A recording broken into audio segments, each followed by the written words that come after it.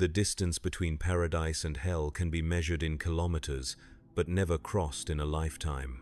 On the Hive world of Drestara, where 17 billion souls draw breath beneath a canopy of industrial smoke, the morning light arrives filtered through orbital mirrors, their surfaces polished to perfection by servitor crews that have known no other purpose for 3 centuries. In the highest reaches of the noble spires, that light falls golden and warm across marble floors that have never known the tread of common boots. Here, in chambers larger than entire hab blocks, Lady Cassara Vera opens her eyes to another day of absolute comfort, another day of perfect ignorance. The air she breathes has been purified 17 times before reaching her lungs. The water that fills her bath comes from glacial springs on a moon 2 systems away, shipped at a cost that could feed 1,000 families for a year. The silk that touches her skin was woven by artisans who went blind crafting its threads, their sacrifice measured in thread count and texture, never in human cost. Every morning, Cassara wakes to a world designed to shield her from the truth of what her existence demands. She is 23 years old, heir to House Vera, one of the 7 founding families that have ruled Drestara since the Great Crusade. Her bloodline traces back 12,000 years, each generation adding another layer of wealth, another degree of separation from the masses below. In her suite of rooms, 40 floors above the smog line, she owns more space than most citizens will ever see. Her wardrobe holds garments worth more than entire city districts. Her jewelry collection could purchase a battleship. Yet she has never thought to ask where the wealth comes from, what hands mined the metals, what backs bent to harvest the materials that make her comfort possible. The morning routine begins as it always does. Servitors, their faces blank with lobotomization, attend to her needs with mechanical precision. They dress her in robes that cost more than a worker's lifetime earnings. They arrange her hair with pins forged from rare metals extracted from mines where men die daily in cave-ins and toxic exposures. They paint her face with cosmetics ground from minerals harvested by children whose fingers are small enough to reach the narrow veins of ore. Each touch of luxury carries the weight of suffering she cannot see, will not acknowledge, has been trained never to consider. Breakfast arrives on silver platters carried by human servants whose silence has been purchased with their tongues. The food is exquisite beyond imagination. Fruits cultivated on agri-worlds where the soil is watered with the tears of indentured laborers. Meats from creatures raised in conditions of perfect comfort, fed on grains that could sustain populations. Bread baked from flour so refined that its production requires the labor of thousands, their lives measured in efficiency ratings and production quotas. Lady Cassara eats without thought, without gratitude, without recognition that every bite represents a choice made by others to feed her instead of themselves. The view from her window is magnificent. Above, the pale gold sky stretches endlessly, unmarked by the toxic clouds that shroud the lower levels. The orbital mirrors catch the light of Drestara's dying sun and reflect it down in gentle, warming rays that never touch the deeper hives. From her height, she can see the curves of the planet's horizon, the distant gleam of other noble spires, the clean architecture of the upper levels where her kind live in isolated splendor. What she cannot see, what the very design of her tower prevents her from seeing, is the foundation upon which all of this rests. Far below, beyond the sight of even the most powerful magnifiers, 17 billion human beings begin their own morning routines. They wake in darkness so complete that many have never seen natural light. They breathe air thick with industrial particulates that scar their lungs before their 10th birthday. They eat corpse starch formed from the recycled protein of their dead neighbors, seasoned with chemical additives that numb the taste of decay. They work 16-hour shifts in conditions that would kill a noble in minutes, their bodies expendable resources in a vast machine of production that exists solely to support the luxury above. These are the hands that mine the metals in Lady Cassara's jewelry. These are the backs that bend to harvest the materials for her clothing. These are the fingers that craft the goods she uses without thought, their skill and suffering translated into comfort she has never questioned. The distance between their world and hers is not merely physical.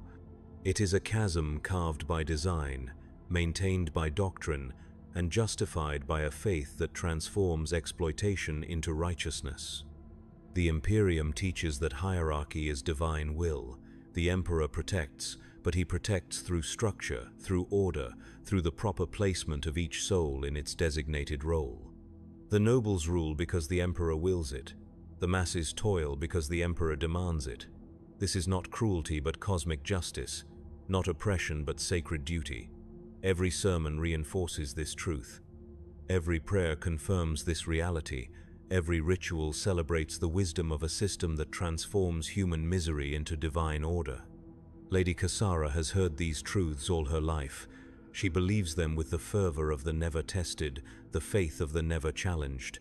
In her world, doubt is not merely discouraged but impossible.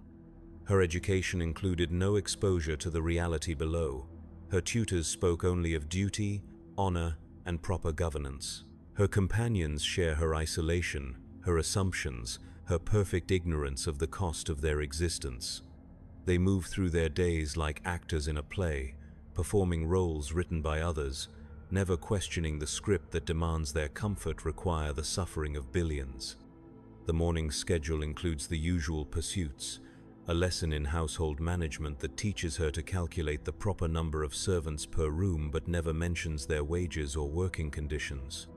A tutorial in artistic appreciation that explores the beauty of sculptures carved by artists who died of lung disease from stone dust.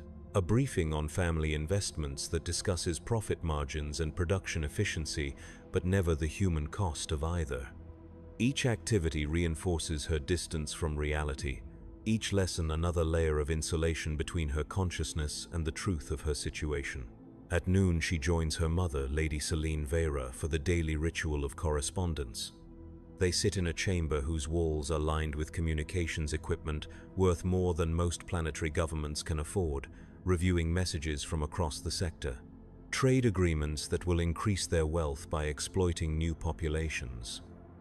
Marriage proposals that will expand their influence by joining their fortune to others built on similar foundations. Investment opportunities that promise returns measured in profit but paid in lives. They discuss these matters with the casual detachment of people deciding which wines to serve at dinner, their conversations flowing around human consequences like water around stone. The afternoon brings social obligations. Tea with the wives and daughters of other noble houses, conversations that circle endlessly around matters of fashion, gossip, and social positioning. They discuss the latest trends in clothing, never mentioning the factories where children work 18-hour shifts to produce the fabrics. They gossip about scandals and alliances, never acknowledging the bribes and extortions that fund their lifestyles. They plan parties and celebrations, never considering the tithes and taxes extracted from starving populations to pay for their entertainment. These women are not evil. They are not consciously cruel.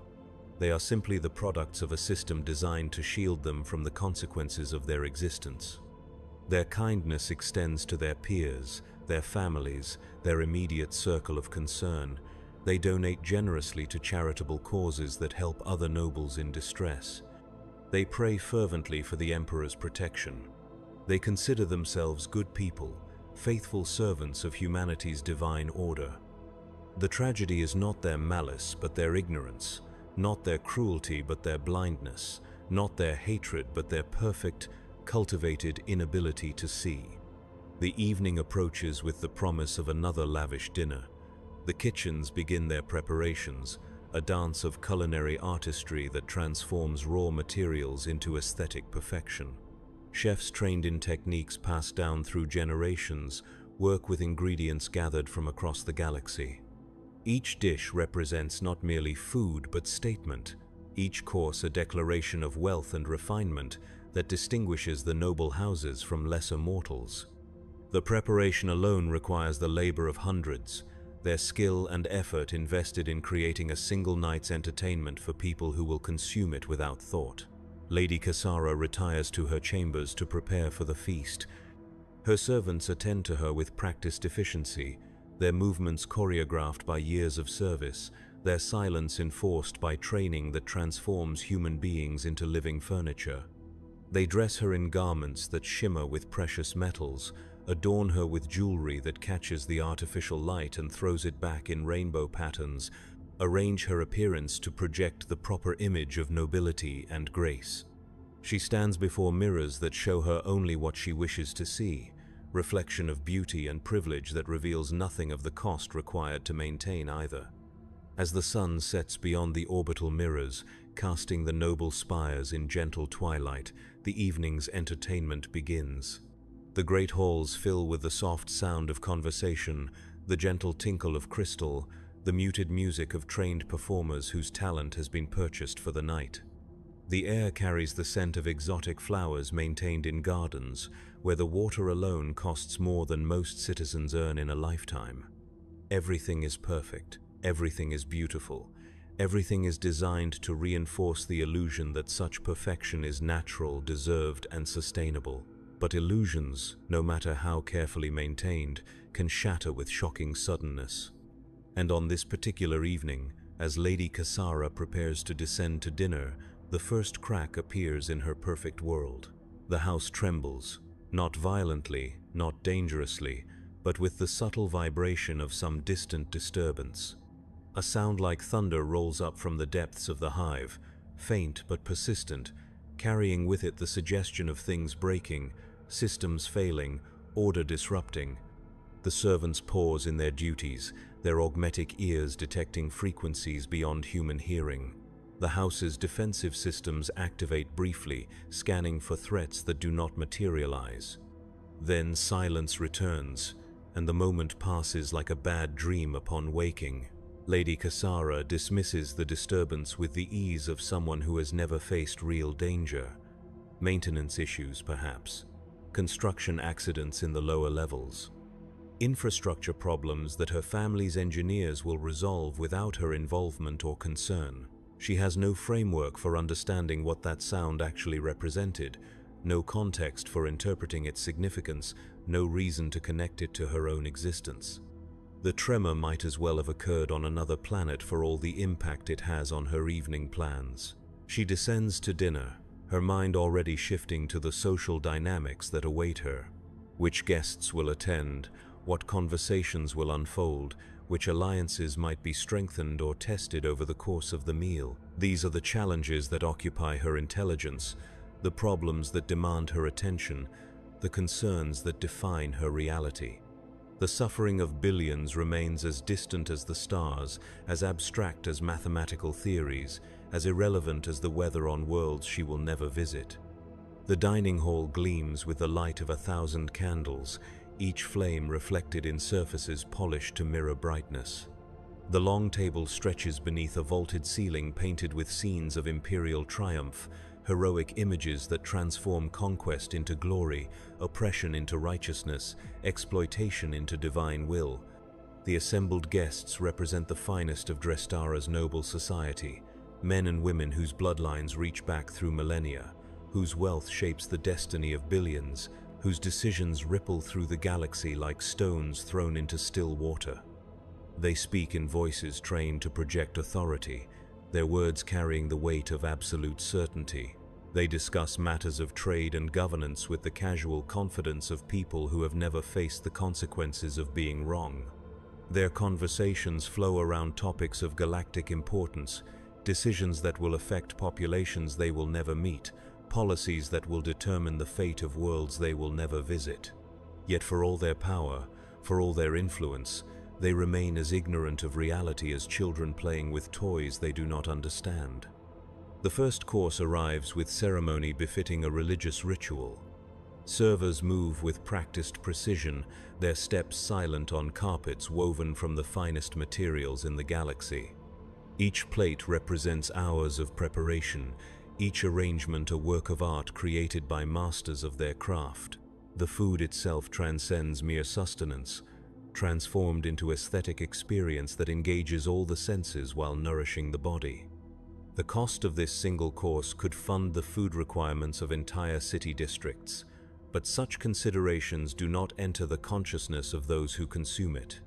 Lady Cassara takes her place at the high table with the automatic grace of someone born to privilege.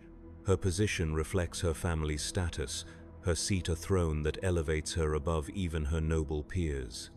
The conversation flows around her like music, familiar melodies of power and influence that she has heard all her life.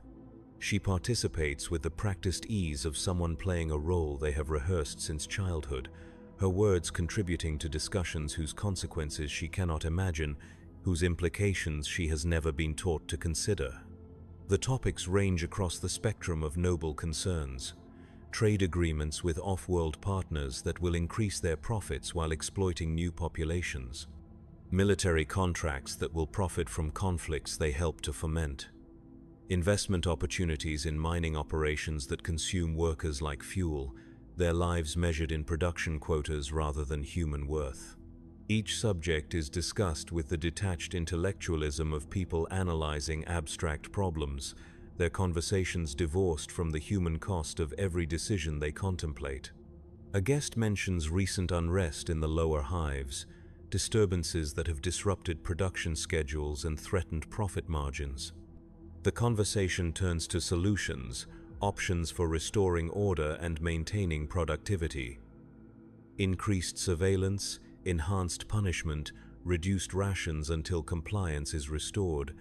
They speak of human beings as components in a machine, problems to be solved rather than people to be considered. Their proposed solutions reveal the casual cruelty of those who have never faced the consequences of their own choices, the abstract brutality of decision-makers who will never experience the results of their decisions. Lady Cassara listens with the interest of someone following a mildly engaging academic discussion. The lower hives exist in her consciousness as economic abstractions, sources of revenue rather than homes to living people. When she hears of unrest, she thinks of disrupted schedules rather than human desperation. When solutions are proposed, she evaluates their efficiency rather than their morality. This is not cruelty but ignorance, not malice but blindness, not hatred but the perfect insulation that her education and environment have provided. The second course arrives as the first is cleared away, another masterpiece of culinary artistry that transforms raw ingredients into aesthetic experience. The presentation alone represents more labor than most citizens perform in a week, the preparation requiring skills developed over lifetimes of training. Each element has been selected for its perfection, its rarity, its ability to demonstrate the wealth and refinement of those consuming it. The pleasure they derive from the meal is genuine, their appreciation real, their satisfaction honest. They are not pretending to enjoy themselves, they simply cannot see the cost of their enjoyment. The conversation shifts to matters of culture and refinement. Discussion of artistic patronage, support for musicians and poets whose talent serves to glorify the nobility and justify their position. They speak of commissioning works that will celebrate their family histories, their achievements, their contributions to imperial glory. The artists they support create beauty, but beauty purchased with the suffering of those who fund it through their labor and taxation. Each painting, each sculpture, each musical composition represents a choice to spend resources on aesthetic pleasure rather than human welfare, a decision made without conscious consideration of the alternatives. A young lord speaks passionately about his latest acquisition, a sculpture carved from rare stone by an artist whose talent was legendary. He describes the piece in loving detail, its perfect proportions, its exquisite craftsmanship, its ability to capture the essence of imperial nobility in frozen stone. He does not mention that the artist died of lung disease contracted from years of exposure to stone dust, that the quarry where the material was extracted has claimed hundreds of lives, that the transportation costs alone could have fed entire communities. These details exist outside his framework of understanding, irrelevant to his appreciation of beauty. Lady Cassara contributes her own observations about aesthetic matters, her comments revealing an educated appreciation for art and culture. Her tutors have trained her well in the recognition of beauty, the evaluation of artistic merit, the proper response to creative expression. She speaks knowledgeably about technique and style, historical context and cultural significance. Her intelligence is real, her education comprehensive, her aesthetic sense refined. Yet all of this learning exists within carefully constructed boundaries, walls of ignorance that prevent her from connecting beauty to its cost, art to its consequences, culture to the suffering required to sustain it. The meal continues through multiple courses, each more elaborate than the last.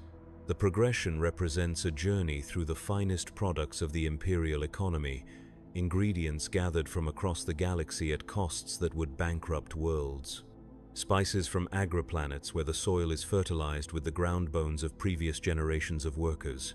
Wines aged in vaults carved by miners who never saw daylight again. Delicacies prepared using techniques developed by chefs who died perfecting their craft.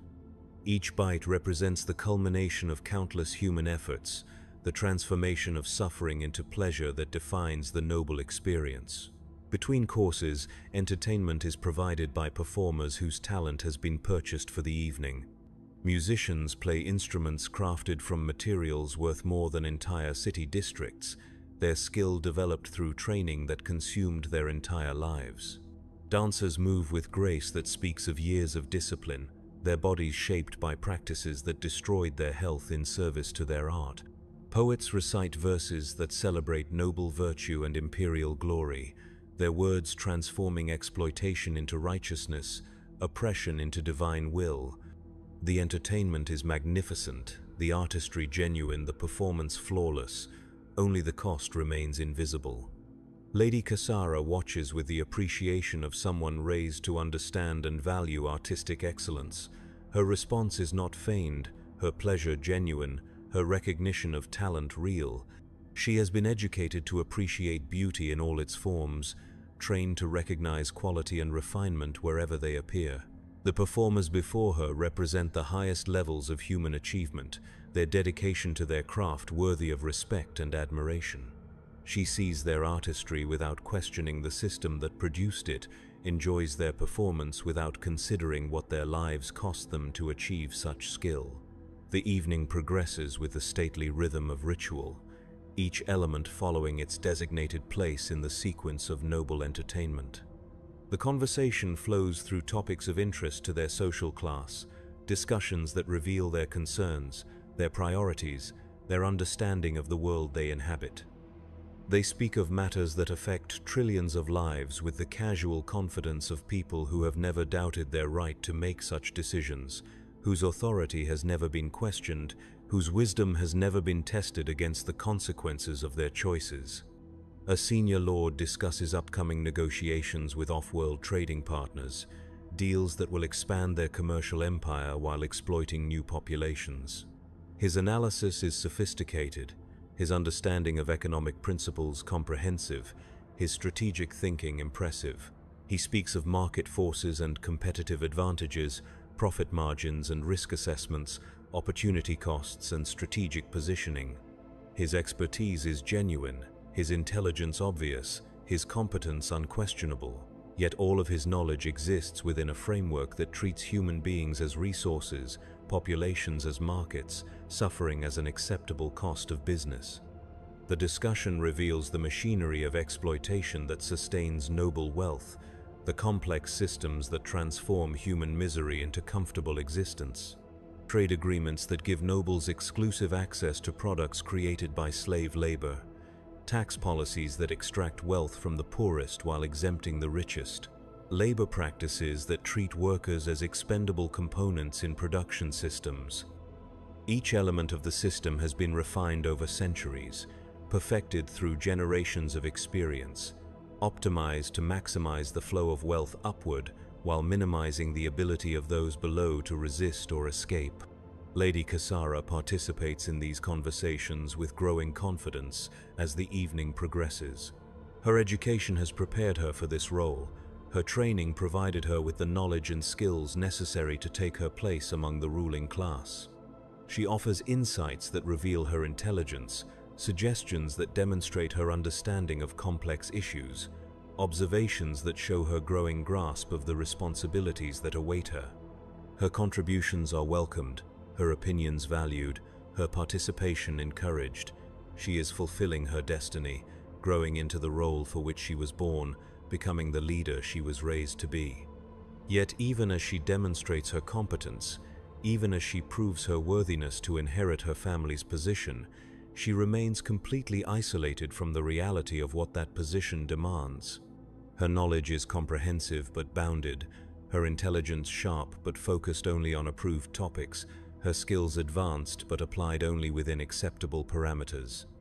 She has been raised to be an effective ruler without ever being allowed to see what she would be ruling, trained to make decisions without understanding their consequences, educated to wield power without recognizing its costs. The final courses arrive as the evening reaches its climax. Delicacies so rare and expensive that their consumption represents a gesture of pure extravagance. These are foods that exist solely to demonstrate wealth, ingredients that serve no purpose beyond their ability to prove that those consuming them can afford the impossible. The preparation alone requires techniques so complex that mastering them consumes entire lifetimes, skills so specialized that those who possess them become prisoners of their own expertise. Each bite represents the culmination of human suffering transformed into momentary pleasure, the ultimate expression of a system that values aristocratic enjoyment above human life. The conversation reaches its own climax as well, the participants emboldened by wine and success to speak more openly about their plans and ambitions. They discuss strategies for expanding their wealth, techniques for increasing their control over the populations that serve them, methods for ensuring that the current system remains stable and profitable. Their planning is meticulous, their understanding of power dynamics sophisticated, their grasp of human psychology impressive. They speak as conquerors planning campaigns, rulers designing systems of control, gods arranging the fates of mortals.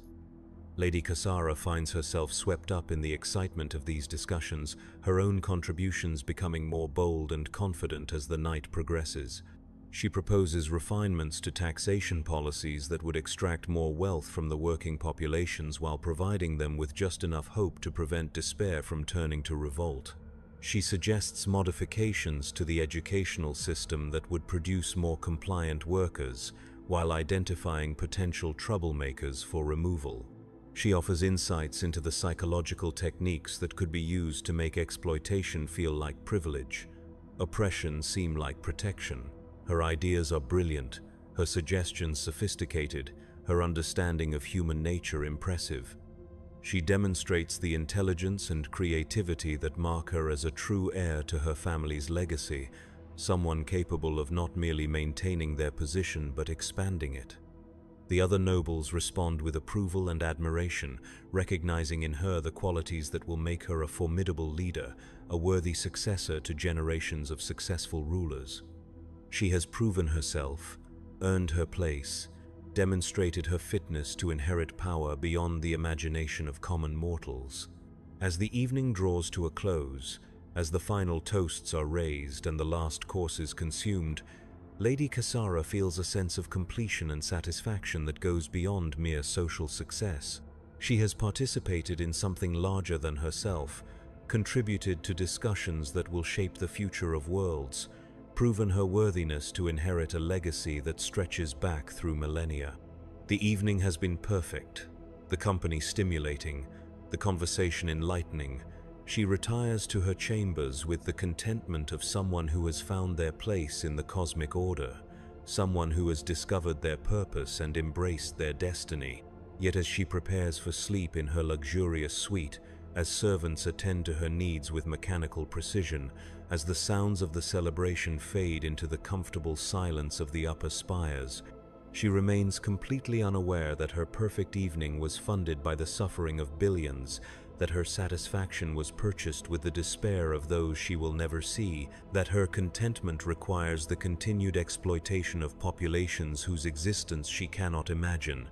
Tomorrow will bring another day of comfort and privilege, another round of social obligations and political discussions, another opportunity to demonstrate her fitness for the role she was born to fulfill. She will wake in her perfect world, isolated from reality by barriers of wealth and ignorance, protected from truth by systems designed to shield her from the consequences of her existence. The distance between her paradise and the hell that sustains it will remain unmeasured and uncrossed, a chasm maintained by design, necessity, and the simple human capacity to see only what one wishes to see. But tomorrow, for the first time in her life, that distance will begin to collapse. The morning arrives with the same golden light, the same purified air, the same carefully orchestrated routine of luxury and comfort. Lady Cassara wakes refreshed and satisfied, her mind still glowing with the success of the previous evening, her confidence buoyed by the recognition she received from her peers.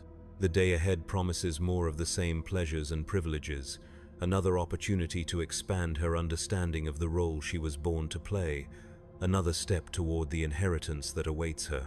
Her servants attend to her morning routine with their usual efficiency, their movements so practiced that they seem like extensions of her own will. They dress her in garments appropriate for the day's activities, arrange her appearance to project the proper image of noble grace and authority. The process feels as natural as breathing, as automatic as her heartbeat, as inevitable as the sunrise itself. She has never known any other way of beginning a day, never imagined that billions of people wake to darkness, cold, and the immediate pressure of survival.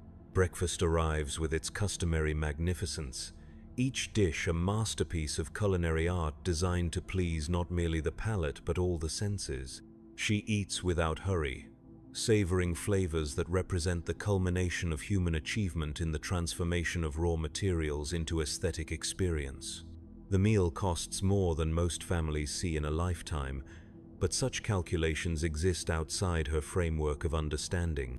She consumes luxury with the unconscious ease of someone who has never known scarcity, never faced want, never had to choose between competing needs. The day's schedule includes a journey to the family's manufacturing interests in the mid-level districts, a tour designed to provide her with a general understanding of the commercial enterprises that fund her lifestyle. It is intended as education in responsibility, preparation for the duties she will inherit, training in the proper oversight of business operations.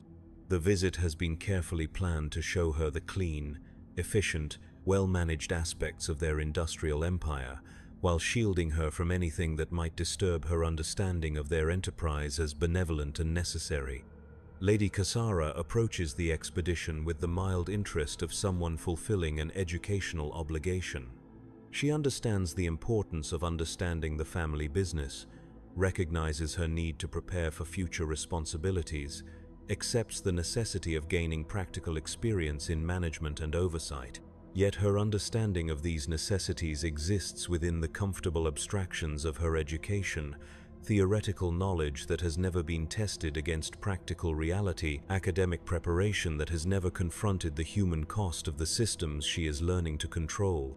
The aircab that carries her toward the mid-levels is a masterpiece of engineering and luxury, its hull polished to perfection, its interior appointed with materials worth more than entire city districts.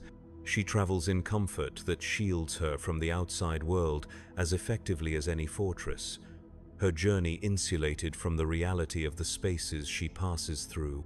The vehicle's systems filter the air, regulate the temperature, control the lighting, and modulate the sound to maintain perfect conditions for her comfort. Even in transit, she remains isolated from the world that surrounds her.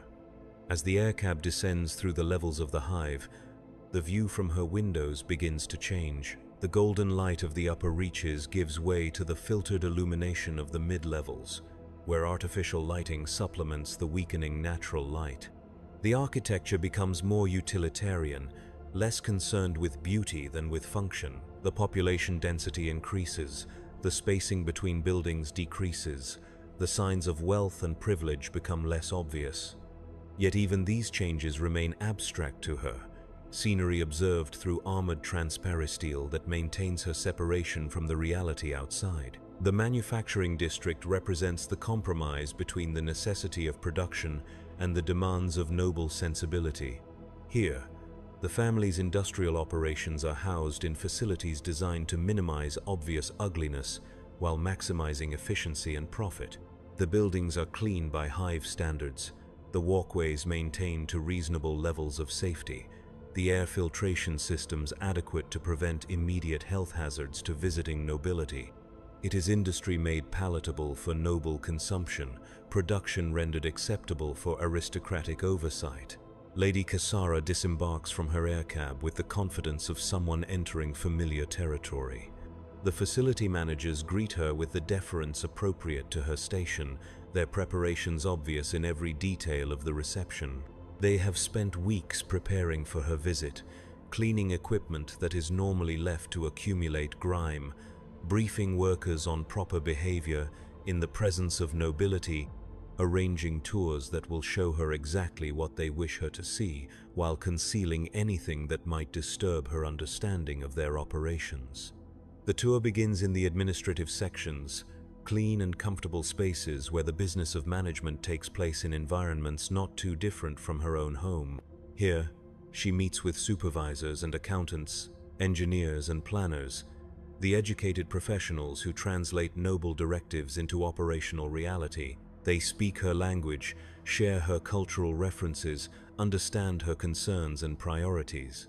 Their reports are comprehensive but carefully edited, their explanations detailed but diplomatically phrased, their presentations designed to inform without alarming. The production figures they show her are impressive, revenues that demonstrate the success of family policies and the competence of management oversight. The profit margins reveal the efficiency of their operations, the return on investment that justifies continued confidence in their methods.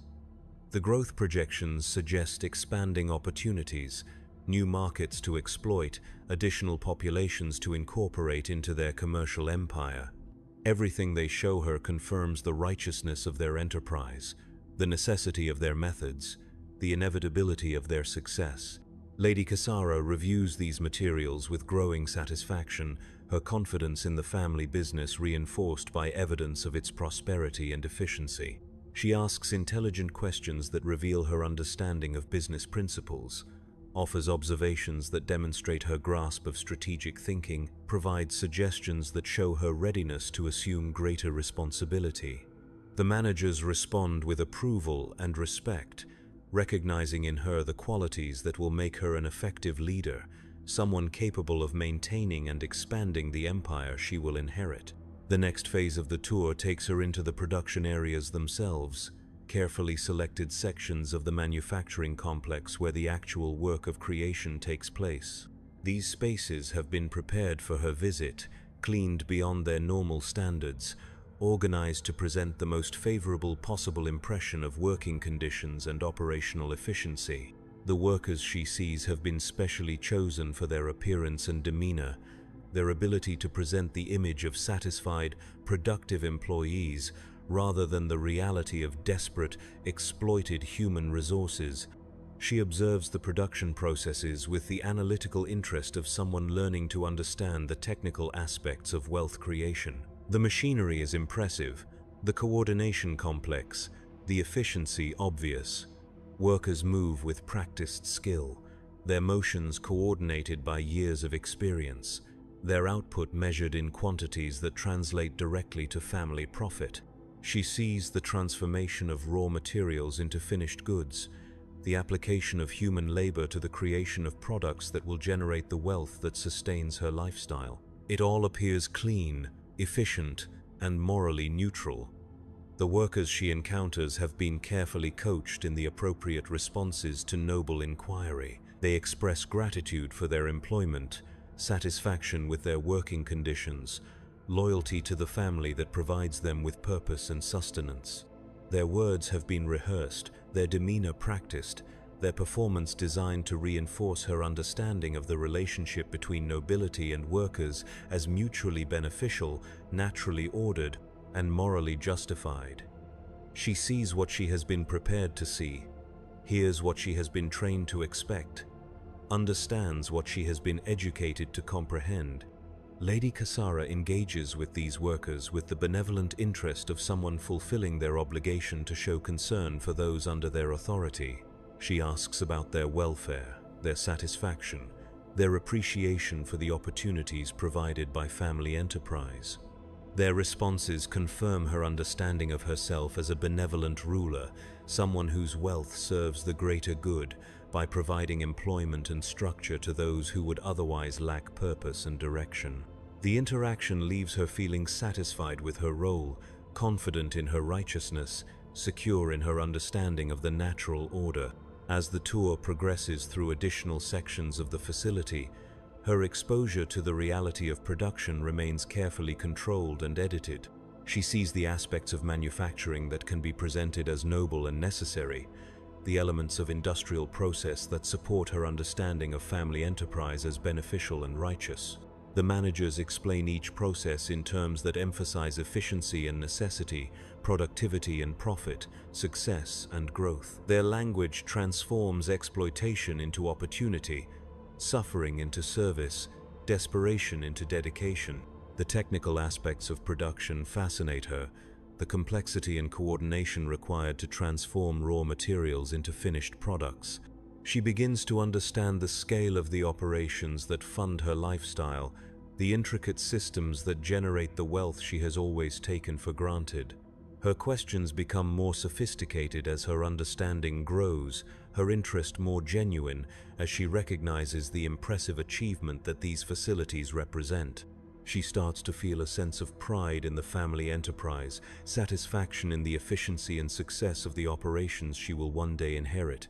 Yet even as her knowledge expands, even as her understanding deepens, she remains completely insulated from the human cost of the efficiency she admires, the suffering that underlies the success she celebrates, the desperation that drives the productivity she praises. The tour has been designed to educate her about business operations while protecting her from moral complications, to increase her competence while preserving her innocence, to prepare her for leadership while maintaining her ignorance of what that leadership demands. The final section of the tour takes her through quality control and shipping operations, where the finished products of family enterprise are prepared for distribution to markets across the sector.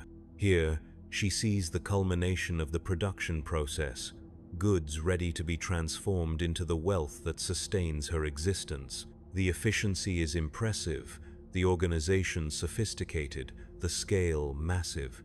Products flow through systems designed to maximize speed while ensuring quality, their movement coordinated by logistical planning that spans multiple star systems.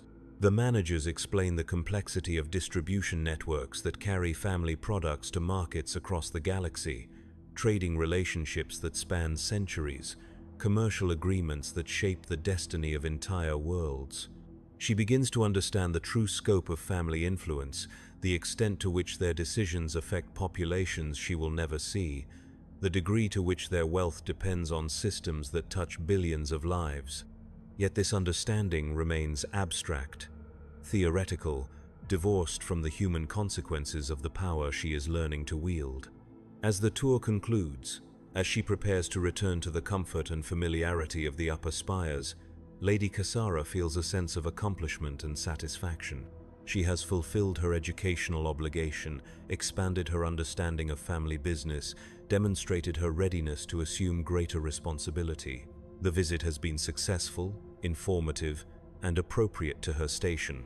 She returns to her aircab with confidence in the righteousness of family enterprise, pride in the efficiency of their operations, and satisfaction in her own growing competence as a future leader.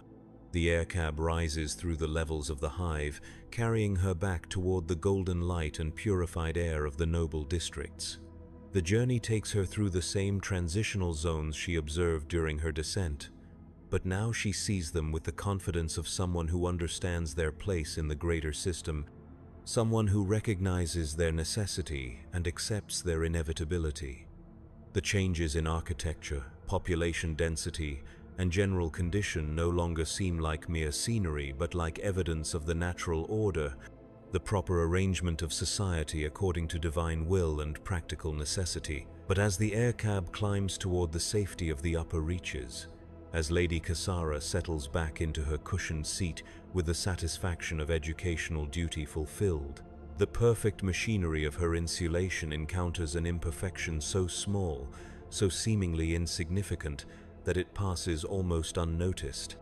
A minor system failure in the aircab's navigation array, a glitch so brief that it barely registers on the monitoring systems, a momentary disruption in the perfect coordination of technology that maintains her separation from reality.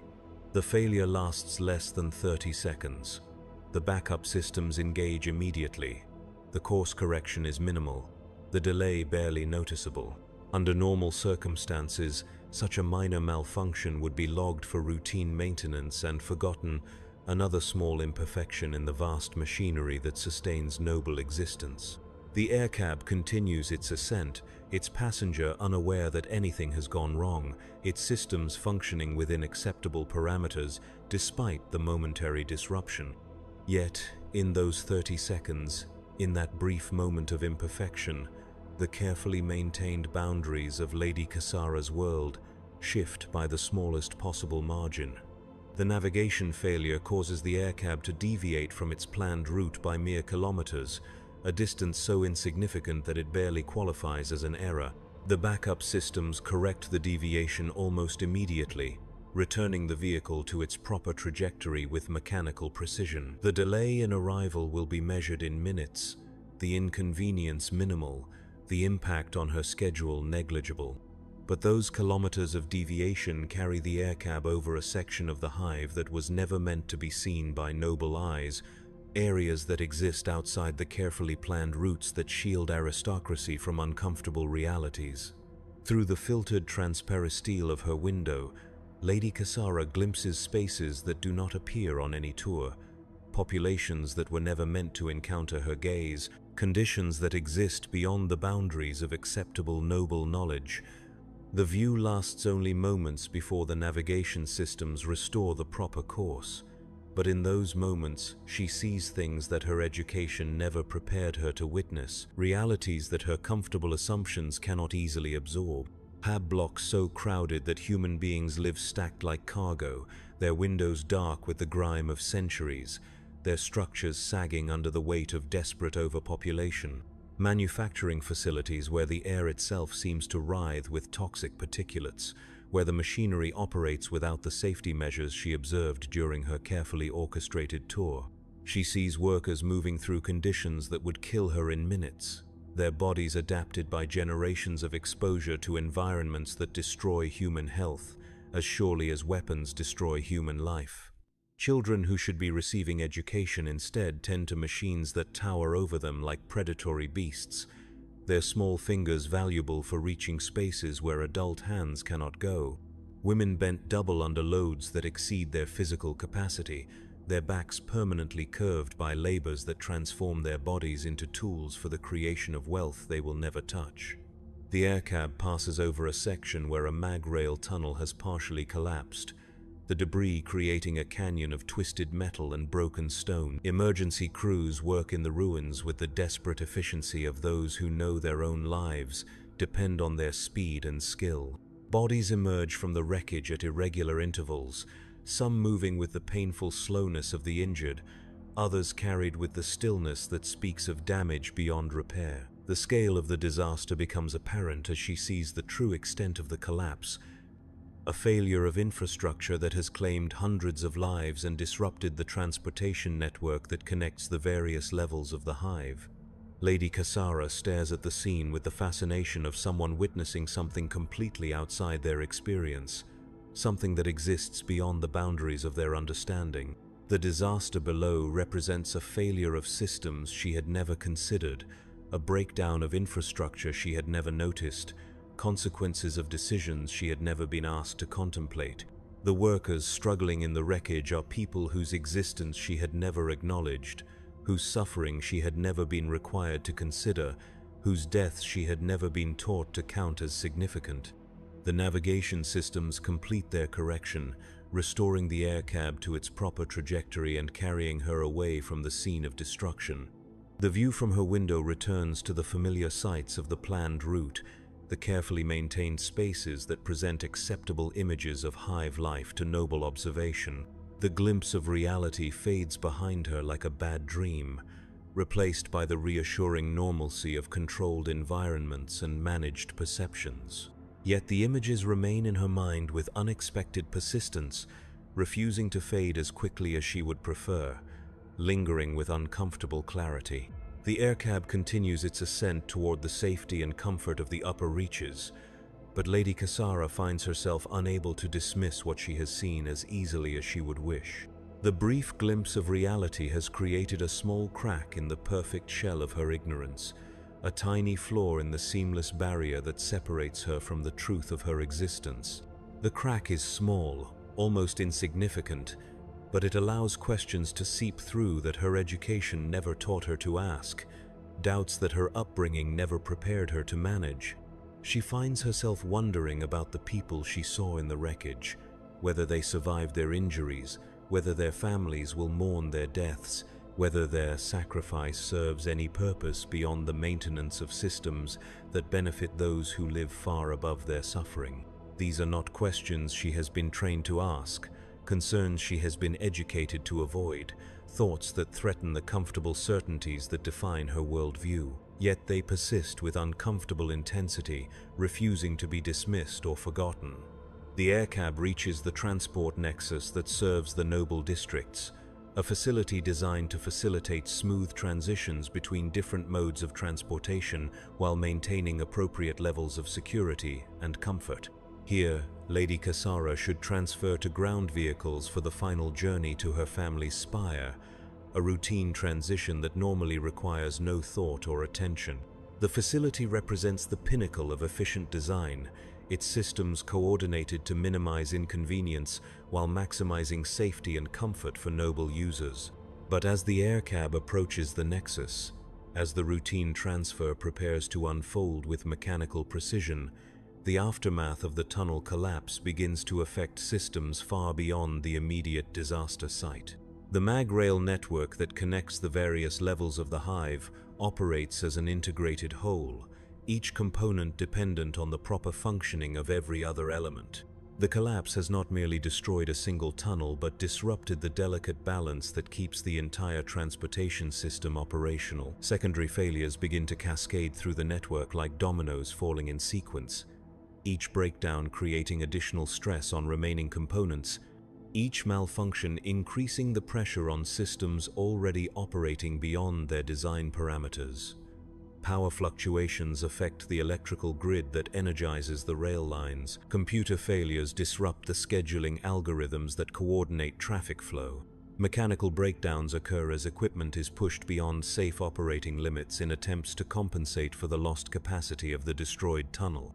The transport nexus, designed to handle normal traffic loads with comfortable efficiency, finds itself overwhelmed by the redirected flow of vehicles and passengers displaced by the rail network failure. Emergency protocols activate automatically, but these systems were never designed to handle disruptions of this magnitude and duration. The careful choreography of noble transportation begins to break down as the reality of infrastructure failure intrudes into spaces designed to be insulated from such concerns. Lady Cassara's aircab circles the nexus in a holding pattern as traffic control attempts to manage the growing chaos below. Through her window, she can observe the increasing disorder as systems designed for smooth operation struggle to cope with unexpected demands. Ground vehicles queue in lines that stretch beyond the facility's capacity, their drivers frustrated by delays that were never supposed to occur. Emergency services race through the confusion with lights and sirens, their urgency contrasting sharply with the leisurely pace of normal noble transportation. The delay stretches from minutes into hours as the cascade of failures spreads through increasingly vital systems.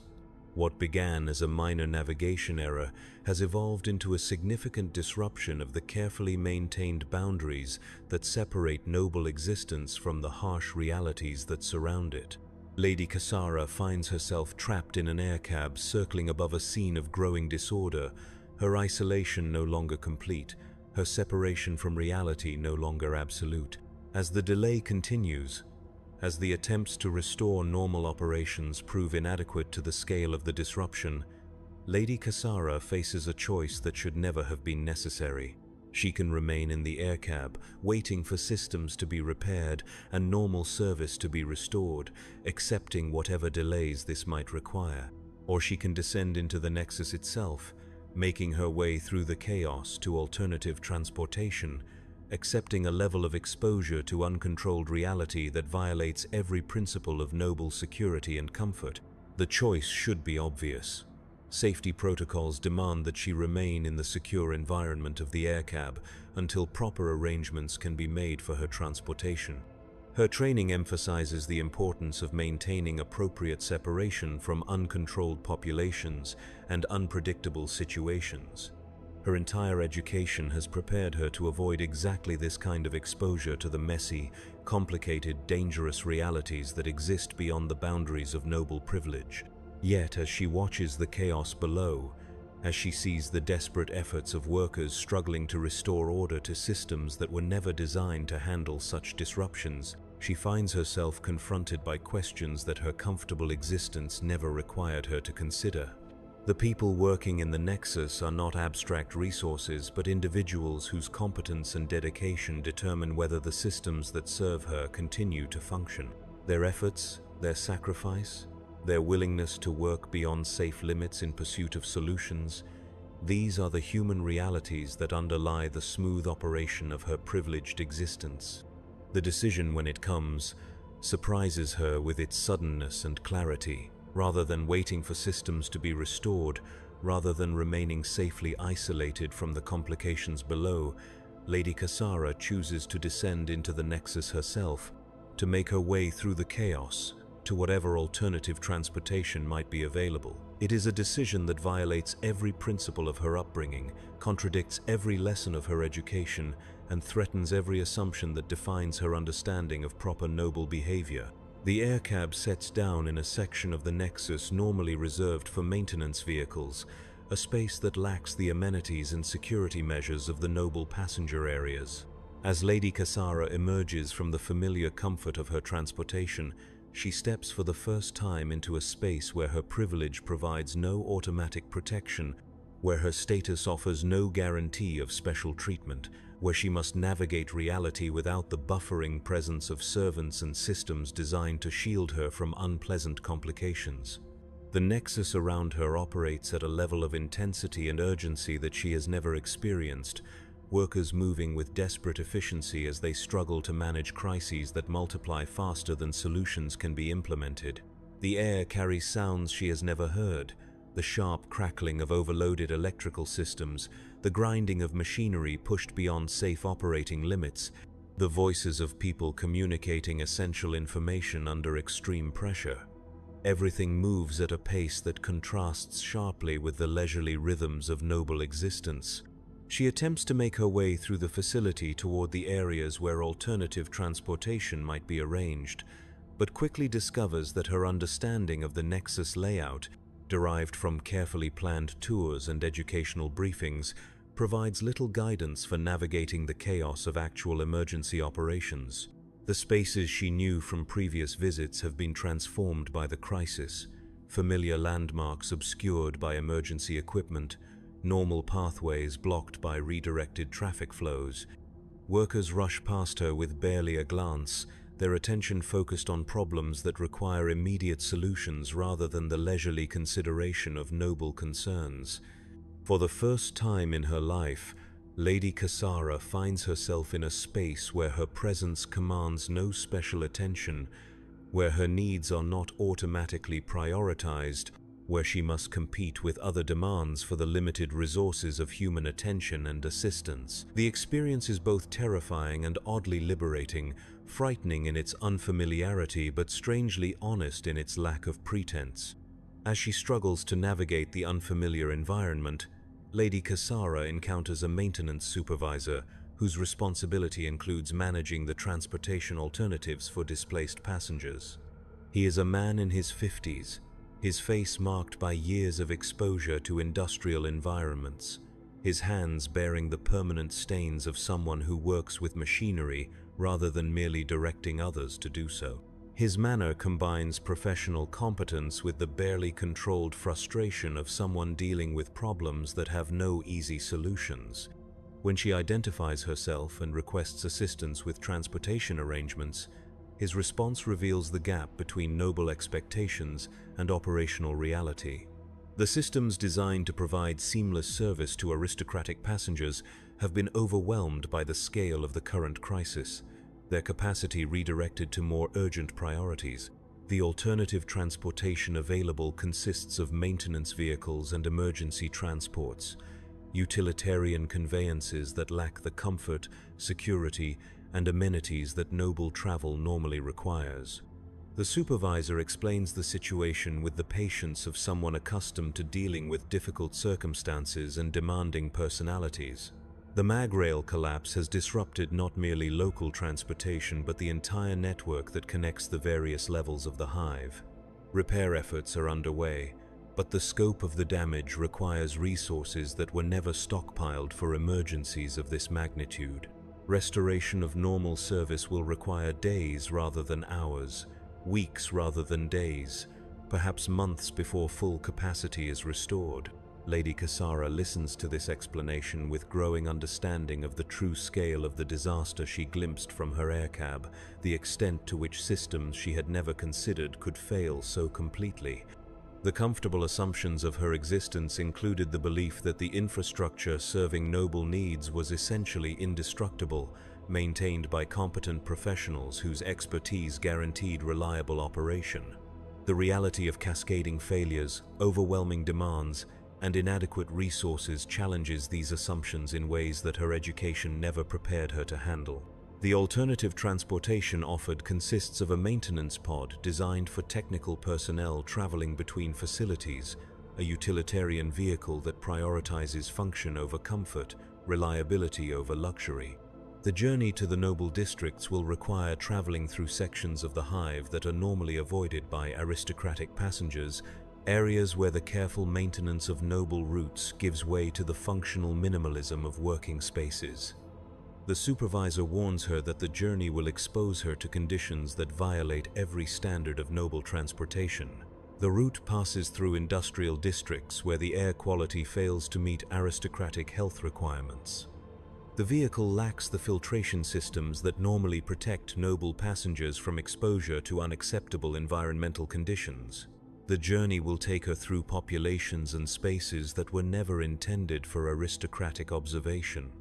Lady Cassara accepts these conditions with a mixture of resignation and curiosity that surprises her.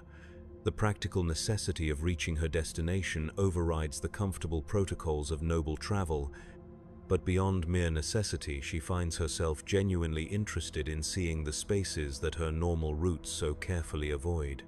The brief glimpse of reality from her aircab has awakened a hunger for understanding that her privileged existence had never allowed her to recognize, a desire to see beyond the carefully maintained boundaries of noble perception. The maintenance pod is cramped, uncomfortable, and entirely lacking in the amenities that make noble travel pleasant. The seats are designed for function rather than comfort, the controls oriented toward efficiency rather than elegance, the entire vehicle built to standards that prioritize reliability and cost-effectiveness over passenger satisfaction. For Lady Cassara, accustomed to transportation that insulates her from the outside world while surrounding her with luxury, the pod represents a shocking reduction in comfort and status. Yet as the pod begins its journey through the depths of the Hive, as it carries her along routes that bypass the carefully maintained corridors of noble travel, she discovers that the reduction in comfort brings with it an increase in contact with reality. The pod's viewports, designed for technical observation rather than tourist appreciation, provide unfiltered views of spaces that her normal transportation never allowed her to see. The industrial districts through which they travel operate at levels of intensity and desperation that dwarf even the managed chaos of the transport nexus. Here, the production facilities that generate the wealth supporting noble existence reveal their true character when not prepared for aristocratic observation. The air shimmers with toxic particulates that would kill unprotected nobles in minutes, but which workers breathe daily as a condition of their employment. The machinery operates beyond safe parameters, driven by quotas that prioritize production over human safety, efficiency over worker welfare. Lady Cassara observes these conditions through the pod's viewports with growing horror and fascination. The workers she sees move with the exhausted determination of people pushed beyond their physical limits, their bodies bearing the permanent marks of industrial labor performed under conditions that destroy human health as surely as warfare destroys human life. Children work alongside adults in violations of every safety protocol she learned during her educational tour, their small size making them valuable for tasks that require access to spaces where adult bodies cannot fit. The supervisor operating the pod provides commentary that reveals the gap between official policies and operational reality. The safety regulations that exist on paper are routinely ignored when they conflict with production requirements. The working conditions that appear acceptable during noble inspections deteriorate rapidly when aristocratic attention is focused elsewhere. The humanity of the workers disappears beneath the pressure of quotas that treat human beings as expendable resources in systems designed to maximize profit, regardless of human cost. As the pod continues through increasingly desperate districts, Lady Cassara begins to understand the true foundation upon which her comfortable existence rests. Every luxury she enjoys requires the suffering of people who will never experience anything approaching her level of comfort. Every convenience of noble life demands the sacrifice of human beings, whose lives are measured in production quotas rather than personal fulfillment. Every moment of her privileged existence is purchased with the blood, sweat, and desperation of populations she was never allowed to see. The revelation comes not as a sudden shock, but as a growing awareness that accumulates detail by detail, horror by horror, until the weight of understanding becomes impossible to bear. She has not been evil, but she has been ignorant. She has not been consciously cruel, but she has been unconsciously complicit. She has not chosen to cause suffering, but she has chosen to remain blind to the suffering that her existence requires. The pod reaches a maintenance station where they must stop for refueling and route planning, a facility that serves as a hub for the technical personnel who keep the Hive's systems operational. Here, Lady Cassara encounters workers whose expertise maintains the infrastructure that supports noble existence, but whose own living conditions reveal the true priorities of the system they serve. They live in spaces that would be considered uninhabitable by noble standards, eat food that would be rejected by aristocratic pets, breathe air that would trigger immediate evacuation if detected in noble districts. Yet these are the people whose competence and dedication prevent the total collapse of the systems that sustain Hive civilization. Their knowledge of complex technical systems exceeds that of most nobles. Their problem-solving abilities surpass those of aristocratic education. Their commitment to their responsibilities puts noble privilege to shame. They work not from choice but from necessity, not from satisfaction but from desperation, not from loyalty but from the simple requirement of survival in a system that offers them no alternatives. Lady Cassara speaks with several of these workers during the refueling stop, her questions revealing her genuine curiosity about their lives and experiences. Their responses provide her with perspectives that her education never included, insights that her comfortable assumptions never allowed her to consider. They speak of families destroyed by industrial accidents, children who will never receive education because their labor is more valuable than their learning, communities that exist in conditions of perpetual emergency as systems designed for maximum efficiency operate constantly on the edge of catastrophic failure. The conversation reveals the human cost of the efficiency she admired during her educational tour, the suffering that underlies the success she was taught to celebrate, the desperation that drives the productivity she was trained to value. The workers speak without bitterness, their tone matter-of-fact rather than accusatory, their manner accepting of realities that would horrify noble sensibilities. They have adapted to conditions that would destroy aristocratic morale, developed resilience that puts noble character to shame, found ways to maintain humanity in circumstances designed to reduce human beings to mere components in production systems.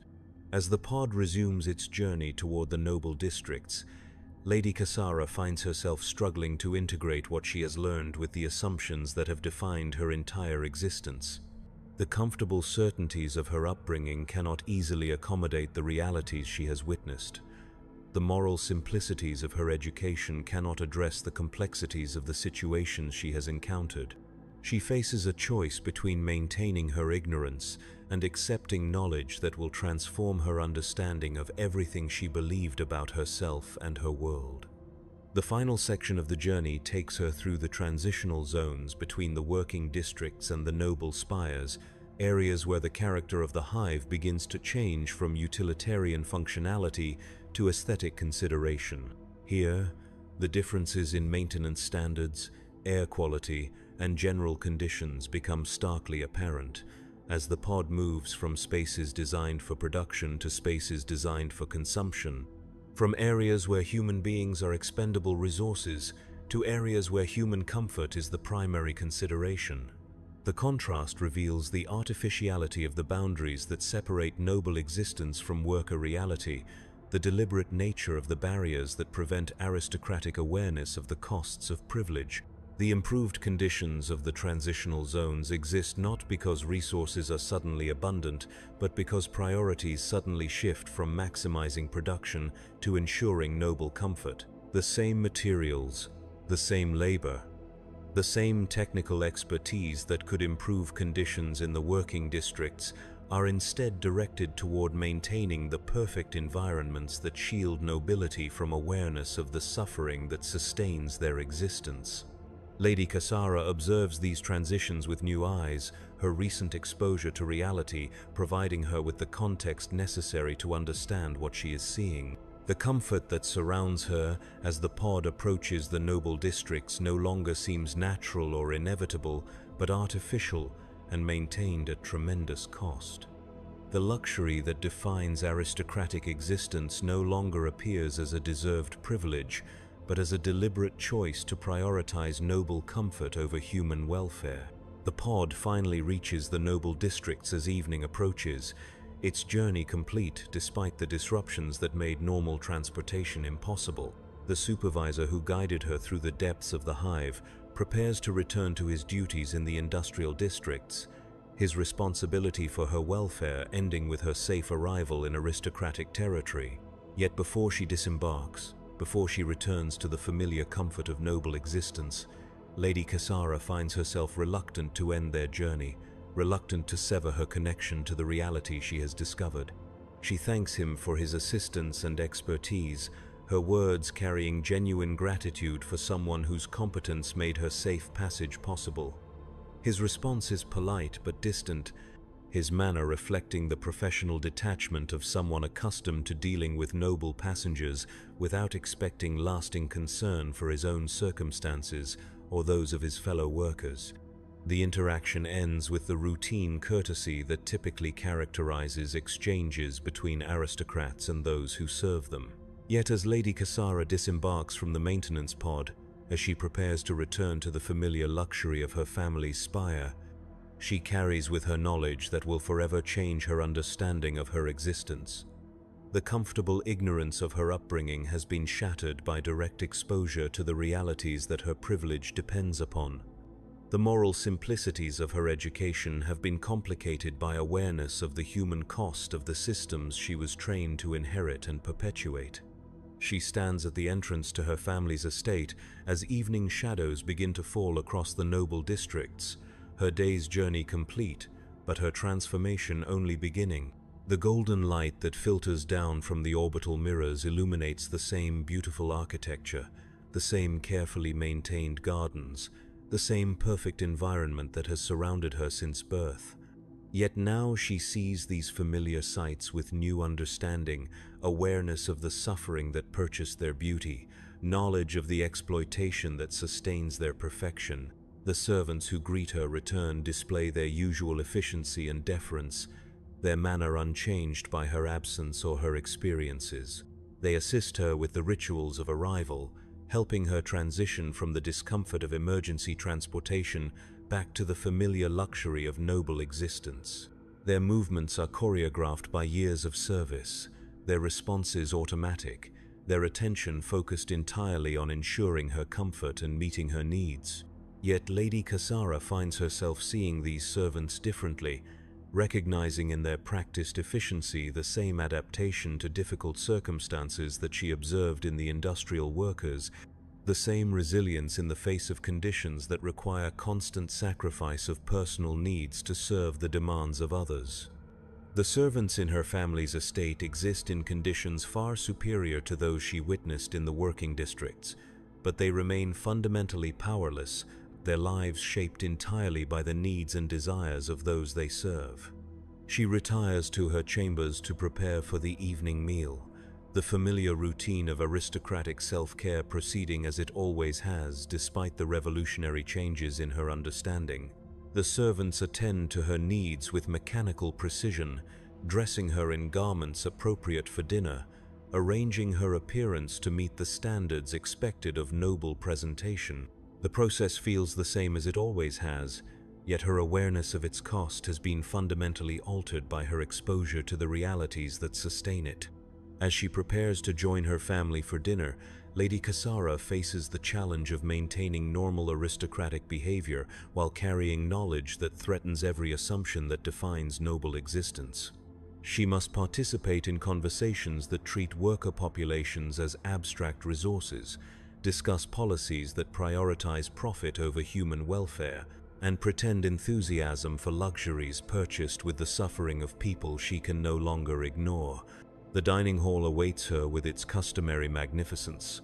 The long table set with the finest materials in the galaxy, the assembled family and guests prepared for another evening of aristocratic entertainment. The food represents the culmination of exploitation she now understands. The conversation will cover topics whose human cost she can no longer dismiss. The entire event will celebrate a way of life that requires the perpetual misery of billions for the temporary pleasure of dozens. She takes her place at the high table, with the automatic grace of someone performing a familiar role, her position reflecting her family's status, her presence expected and welcomed by those who share her bloodline and privilege. Yet she sits among them now as someone fundamentally changed, someone who has seen beyond the carefully maintained boundaries of noble perception, someone who can never again enjoy aristocratic luxury with the innocent ignorance that once made such pleasure possible.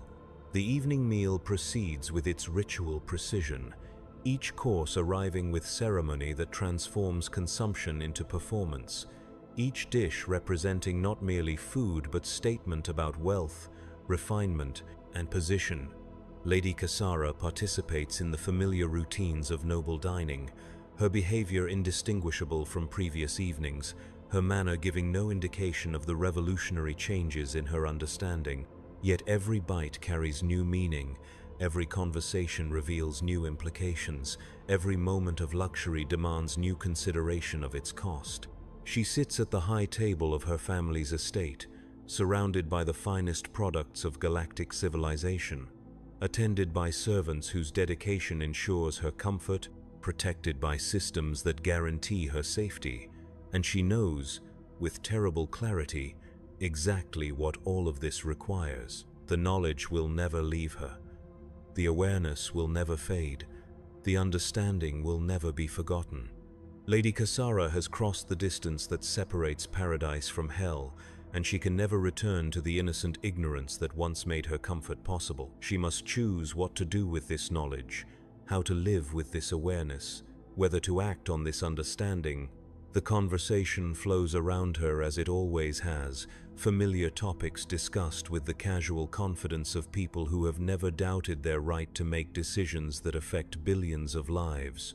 They speak of policies and profits, strategies and opportunities, plans that will increase their wealth while expanding the suffering that sustains it.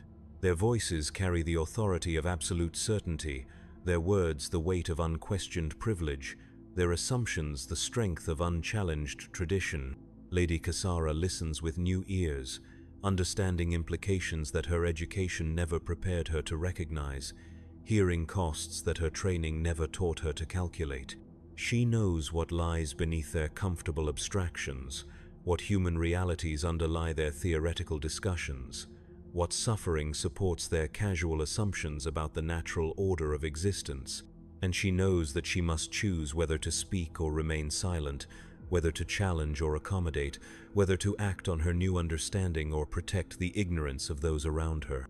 The choice will define not merely her own future but her character, not merely her comfort but her soul, not merely her privilege but her humanity. The distance between paradise and hell has been measured and crossed. The question now is whether she will build a bridge or maintain the chasm, whether she will extend her hand to those below or pull up the ladder that allowed her to see. The evening meal continues around her, its familiar rhythms unchanged by her transformation, its comfortable certainties untroubled by her newfound knowledge.